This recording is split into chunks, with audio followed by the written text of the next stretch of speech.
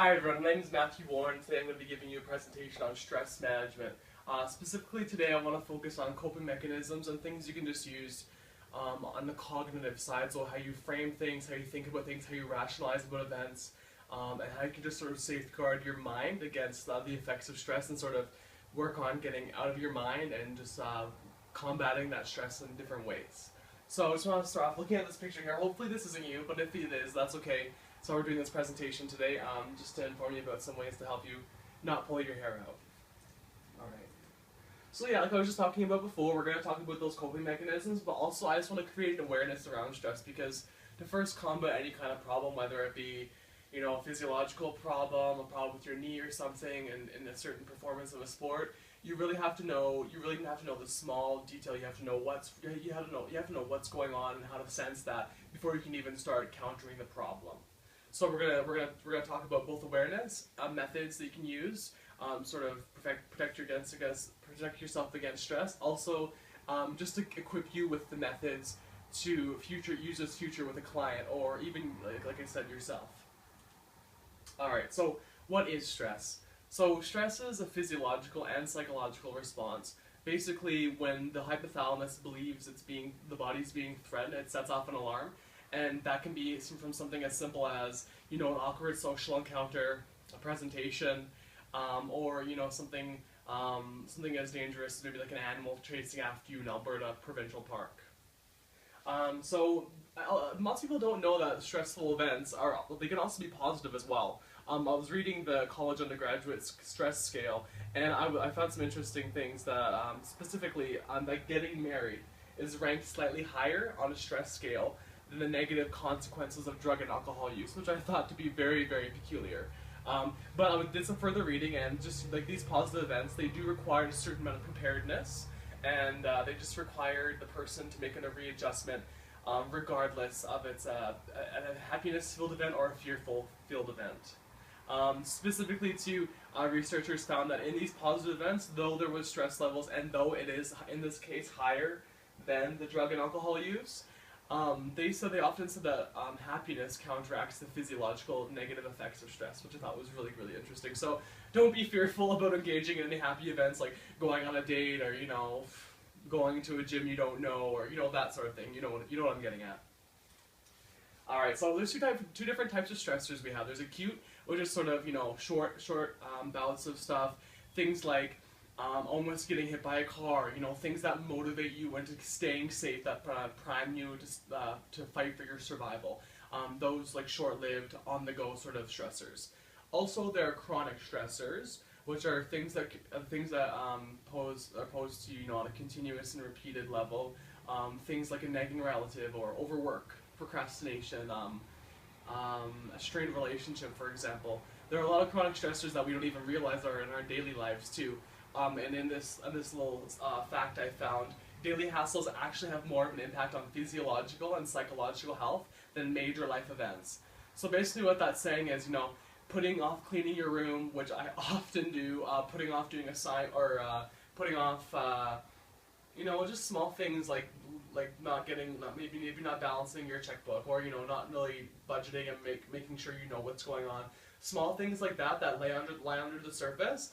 It accumulates so much momentum and so much negative energy, and they cause such a physical demand on your body that they are more detrimental than something like a family member experiencing depression and that sort of thing.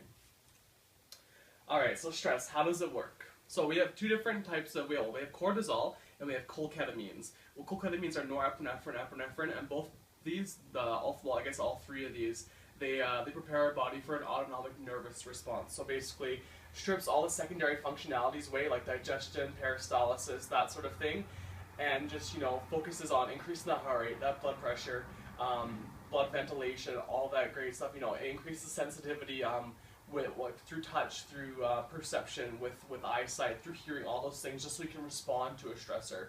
Also, it decreases pain sensitivity. And when this body is kind of in this turmoil, it helps maintain homeostasis. So just to discuss how it works exactly, just in passing. So when the hypothalamus detects a stressful event, it releases this hormone called corticotrophin releasing hormone, which stimulates the neighboring anterior pituitary gland, which then releases ACTH, adrenocorticotropic hormone, which then stimulates the adrenal glands, releasing those both cortisol and cholecytamines. Alright, so just some interesting studies on Hans Selye in the 1930s, well, not on him, but about him. He actually just took a large group of rats and he exposed them to high amounts of stress, whether it be cold, whether it be painful stimulus, whether it be, overcrowding them. Very, very inhumane research for sure, and sort of very controversial today with our very strong ethics we have in psychology and psychological testing. But he found some interesting findings. He found some interesting things about stress, wherein when they were exposed to these repeated amounts of stress, they developed enlarged adrenal glands from the amount of work the adrenals had to do to produce cortisol and catecholamines, as well as shrinking of the lymph nodes, which is a major site in immune functionality, as well as ulceration in the stomach. So literally, the body was killing itself through stress. And this is something I want to just really, really touch on really quick and not sort of, meditate on or hang much on. But I think it's good to be aware of, the real physiological and psychological impact on stress, specifically the physiological aspect of it.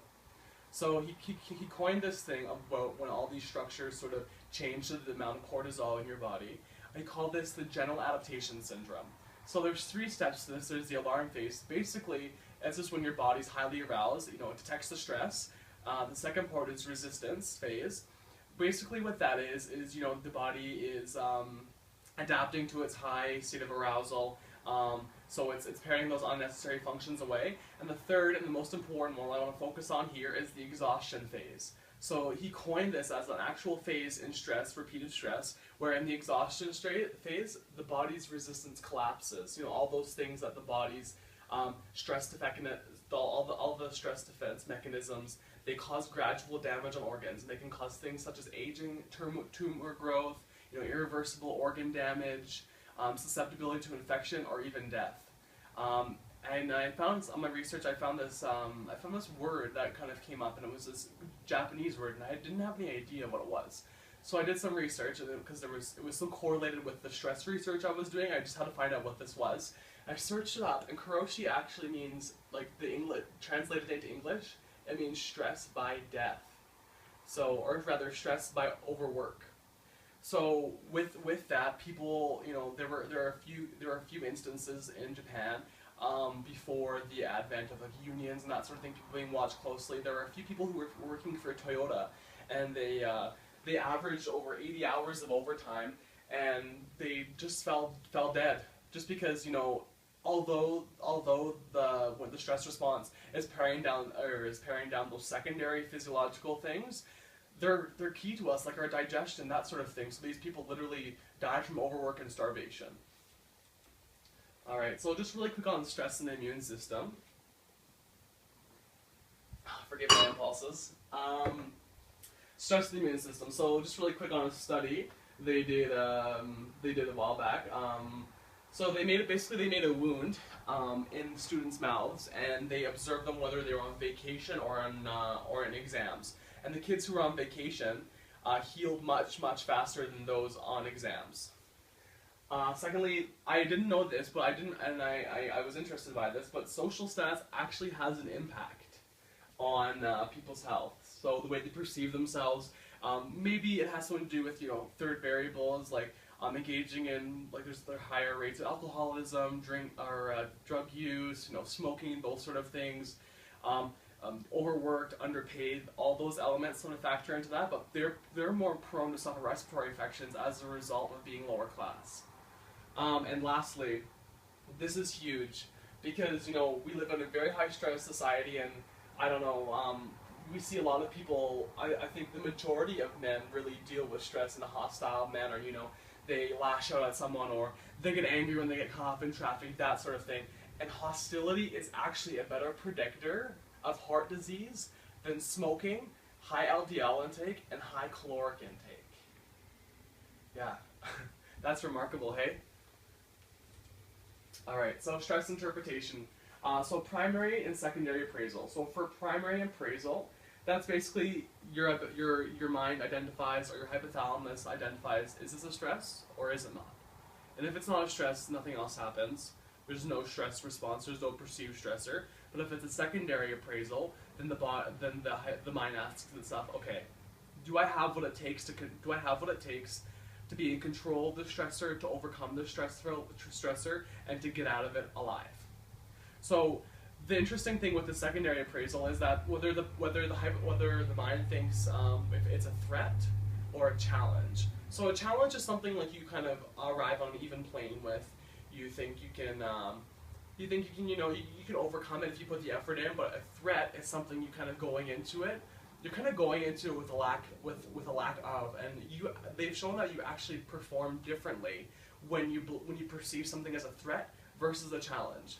In today's day and age, there are so many different challenges. There's so many different stressors in our life that aren't actually stressors. Like why do we need that stress? Why is it there? And we really need to begin like stress analysis on ourselves. Like, do we need this? Cast it away. Say goodbye to it. It's not serving our physiology. It's certainly not serving our mind either. So, like preparing for an interview versus lack of preparedness, you just think about this in situations. So if you don't prepare for this interview, you don't really know what the company's about, you're kind of speaking on eggshells, you're kind of looking to get out of there, you don't want to make too much eye contact, you think that the interviewer might see that you're not prepared, like through the way you look or something, and things just become, mechanical, and you're not really yourself. Whereas if you prepare for an interview, you go on confident, you strike that strong handshake, you make the strong eye contact, you might even enjoy yourself, because you've prepared and you can just sort of rely on this preparation you've done. Alright, so don't forget this guy. I'll explain this later, but don't forget this guy. Alright, so coping strategies. Just a really quick intro about coping strategies, and this is sort of going to be the focus of the presentation. Coping strategies. Undoubtedly, one of the most important skills required for an individual to achieve well-being is the ability to cope. Effective coping strategies in conjunction with stress can be the difference between success and failure, or happiness and depression. There's so much stimulus in this world today and the way that we interpret that stimulus can make or break us. Remember that our brain can't discern between types of threats. It just knows it's being threatened, and that's a great point for really how we filter stress.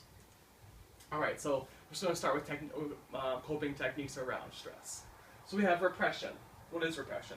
So repression means avoiding situations, suppressing thoughts, anything that reminds you of the stressor, and just remaining like artificially positive. Like, oh, okay, this is around this really stressful person at work. Okay, I'm gonna pretend I like them. Just kind of psych yourself up for things. But you're not really combating the problem. You're just sort of like bringing it in, and like instead of working on it inside yourself, you're totally containing it within yourself. And that has a physiological demand as well. They've done some studies where repressive coping can actually cause things like hypertension, cardiovascular disease, asthma, cancer, and all like remembering back just to what I talked about in the immune system and stress. Any stressor, whether it's contained inside yourself or going out to the world, it's going to affect your immune system. Secondly, and one of my most favorites, is rational coping. So I really like this because I really enjoy rational coping because, you really thresh out what it is that's affecting you, and you really just get honest with yourself, and you get relentless, and you just kind of stare into the eye of the storm of what's affecting you. So rational coping. This involves facing the stressor and working to overcome its intrusiveness. So 3 steps here: acceptance, exposure, and understanding. So, like I said before, you can't fix a problem unless you know what it is and you accept that problem. Exposure is finding the stressor, getting into that environment where it's caused, and getting more comfortable with its presence. And understanding. And this is probably I've done some classes in psychology and stuff, and that's kind of where I am so motivated to personally train people, because I know through personal training it's a huge medium for regulating someone's mental health and making them feel better about themselves, whether it be a mental health perspective or self-esteem. That side of personal training was what really gets me on fire. So this kind of touches on that. So does it still have a purpose? Is it a purpose that you